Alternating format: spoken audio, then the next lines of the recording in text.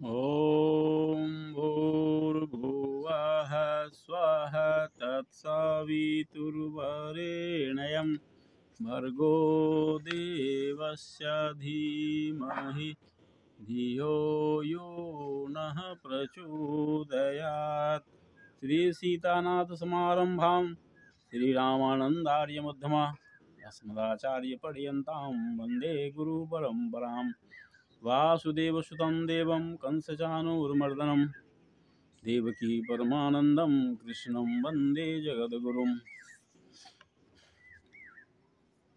भागवत प्रेमी सज्जनों, आइए आज पुनः इस प्रकृति के गोद में बैठ करके हम भागवत रस का पान करें। पिछले कड़ियों में हमने देखा कि एक पापी अजामिल अपने घर पर वेश्याओं को ले आया और उसके साथ रहने लगा। उसको प्रसन्न करने के लिए वह लूटपाट करता, जुआ खेलता और अपना घर चलाता। एक दिन भगवत कृपा से उसके गांव में कुछ संत समाज आए और चतुर्मास करने के लिए उस गांव में रुकने का निर्णय लिया। उन्होंने पूछा कि भाई इस गांव में कोई ऐसा सदाचारी व्यक्ति हो जिनके यहाँ हम रहें, भोजन करें। तो लोगों ने व्यंग में बता दिया कि वही तो अजामिल का घर है, वहीं जाइए, उससे बड़ा सदाचारी कौन होगा। तो बाहर के लोग थे, वो क्या समझते हैं कौन यहाँ क्या है, उसने तो व्यंग में कहा था। तो उसके दरवाजे पर गए तो उस समय वह अपने घर में नहीं था, वो लूटपाट करने गया था। उसकी पत्नी थी, उसकी पत्नी ने उसको रहने का अवसर दिया। जब बाद में अजामिल आया तो उसने देखा कि हमारे घर पर संत ठहरे हुए हैं। उसने पत्नी को काफ़ी डांटा, लेकिन संत तो जानते ही हैं, संत संत होते हैं, संत हृदय नवनीत समाना। उन्हें जब जानकारी मिली हर बात की तो उसे बड़ी दया आई संतों को, और कहा कि यह आदमी पापाचारी है, दुराचारी है, व्यभिचारी है, इसका भी कल्याण होना चाहिए। इसका आखिर कल्याण कैसे होगा? यह तो साधु समाज में बैठता भी नहीं है, सत्संग भी नहीं करता है, भगवान का कभी नाम भी नहीं लेता है, आखिर इसका कल्याण कैसे होगा? तो उन्होंने करुणावश उन्होंने देखा कि इसकी पत्नी गर्भवती है। तो वो तत्व ज्ञान का महत्व जानते थे, भगवान नाम संकीर्तन का क्या महत्व होता है इस बात को जानते थे वो। तो उन्होंने सीधे सीधे न कह करके अजामिल को यही कहा कि तुम्हें जो अब पुत्र होगा उसका नाम नारायण रख लेना। वो बहुत दूर तक की बात समझते थे। कहा कि ठीक है, क्या लगता है, कुछ तो नाम रहेगा ही, नारायण ही नाम रख लेंगे, उसमें क्या लगता है। और यह कह करके साधु समाज वहाँ से चले गए। जब समय आया तो अजामिल को एक पुत्र हुआ। उसके पहले जैसे 9 पुत्र थे, ये 10वां पुत्र था। 88 वर्ष की उम्र में उन्होंने, और उनकी पत्नी का भी सहयोग था इस अर्थ में, तो उन्होंने अपने पुत्र का नाम नारायण रख लिया। और 10वां बेटा था, सबसे छोटा था, बड़ा प्यारा था। वह जब भी पुकारता तो नारायण नाम लेकर ही पुकारता। और नारायण तो परम सत्ता का नाम है। जा सुनाम सुमिरत एक बारा, उतरे ही नर भव सिंधु अपारा। एक बार जब भगवान का नाम लेने से मनुष्य भवसागर पार कर सकता है, तो वह तो बार बार लेता था। और पापाचारी था, दूसरा कोई धर्म कृत्य वह कर नहीं सकता था।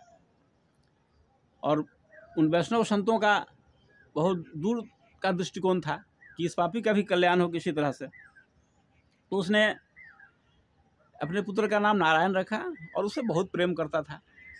और जब कभी पुकारता तो भगवान का ही नाम होता, भगवान का नाम पुकारता। वो भगवान का नाम से उसको मतलब नहीं था, वो तो अपना पुत्र का नाम लेकर पुकारता। एक बार ऐसा हुआ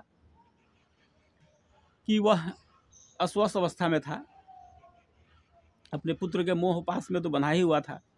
समय देखते देखते कब कैसे गुजर जाता है। हम लोगों का भी जीवन ऐसे ही चल रहा है, दुनियादारी निभाते निभाते कब समय किसका पूरा हो जाता है कोई नहीं जानता है। तो अजामिल का भी वही हुआ। एक समय आ गया जब उसके सिर पर मौत का साया मंडराने लगा और जमराज के 3 दूत उसके प्राण लेने के लिए आए।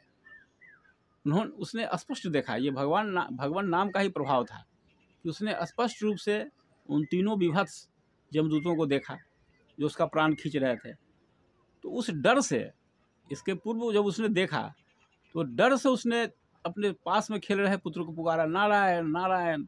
वो पुकारा तो यहाँ तो ये भगवान के नाम का प्रभाव था कि जब जमराज के 3 दूत आए हुए थे उसके प्राण निकालने के लिए, तो नारायण नाम सुनते ही उसने तो अपने पुत्र को बुलाया था, लेकिन नारायण नाम का प्रभाव देखिए, वहाँ पर भगवान विष्णु के 4 दूत वहाँ पहुँच गए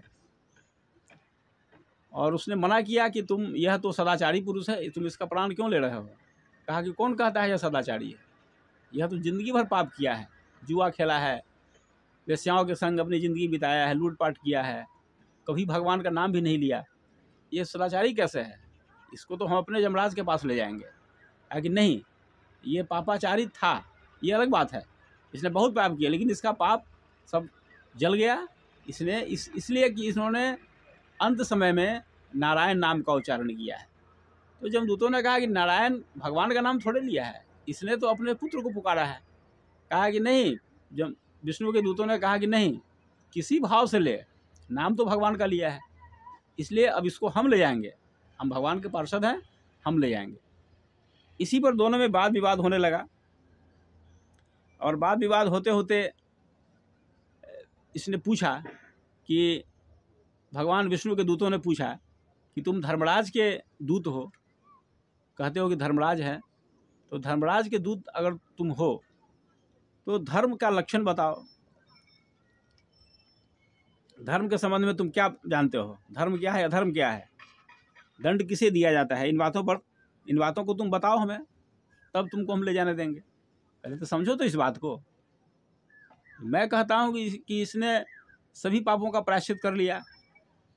कैसे? इसने भगवान का नाम लिया है। अंत काले च मामेव स्मरण मुक्त्वा कलेवरम यह प्रयाति समद्भाव नास्त्यत्र संशय यम यम वापि स्मरण भावम त्यजतन्ते कलेवरम तम तमेवेति कौन्तेय सदा तद्भाव भाविता।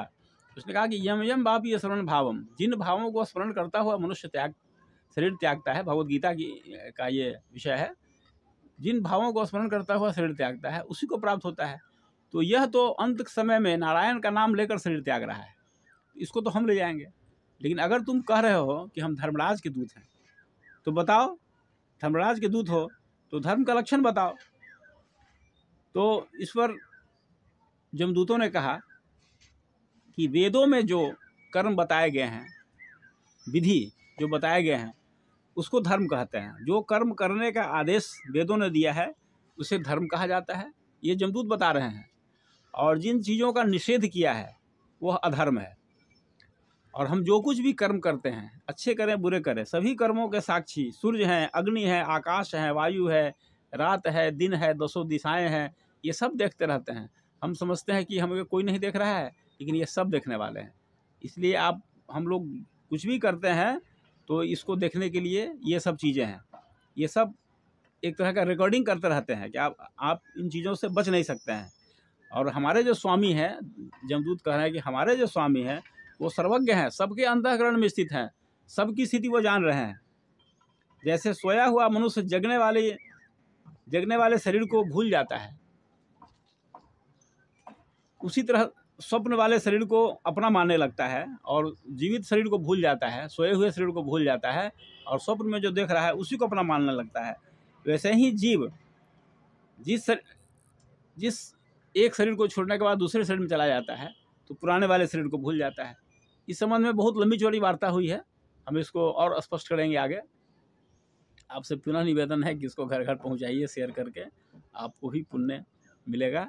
और हम इस कथा को जितना विस्तार से कह रहे हैं, साप्ताहिक ज्ञान यज्ञों में, साप्ताहिक कथाओं में इतनी विस्तार से चर्चा नहीं होती है, इसलिए आप इसे खूब गौर से सुने। आप हंसते हंसते पूरा भागवत रस का पान कर लेंगे और दूसरों को भी सुनाएं। ओम शांति शांति शांति सर्वारिष्ट सुशांतिर्भवतु।